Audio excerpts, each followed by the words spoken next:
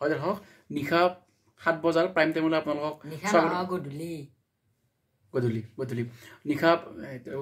গধূলি 7 বজাৰ প্ৰাইম টাইমত আপোনালোকক স্বাগতম জনাইছোঁ আজি আমাৰ মাজত আছে এজন বিশিষ্ট মানে ডক্টৰ পাখণ্ড এওঁ মানে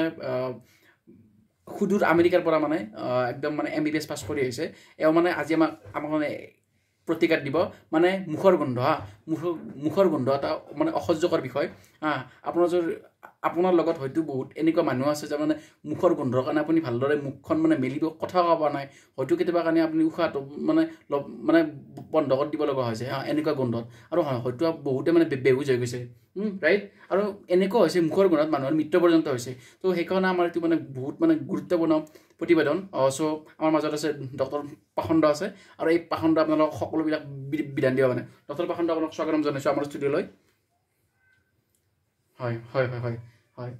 আৰু ঠিক আছে বঢ়িয়া হ'ব বেছি হৈছে পাখণ্ড চ' চাওক এতিয়া কওক এতিয়া ধৰক কোনোবাই যেতিয়া আমাক কি কৰে জানানে মুখৰ গোন্ধ থকা ব্যক্তি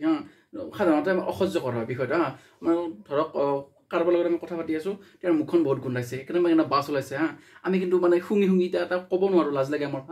এতিয়া মানে তেনেকুৱা স্তৰত আমি মানে কি মানে ব্যৱস্থা ল'লে ভাল হ'ব মানে যাতে আমি ধুনীয়াকৈ তেওঁলোক কথা ক'ব পাৰোঁ কওক আপোনালোকে মন দি শুনিব সেই মানুহজনক এটা ডাঙৰ কান্দোলজৰ মাৰিলে মুখ বন্ধ হৈ যাব মানে হ'ব দিয়ক আজিলৈ প্ৰতিবেদন আৰম্ভ দিয়ক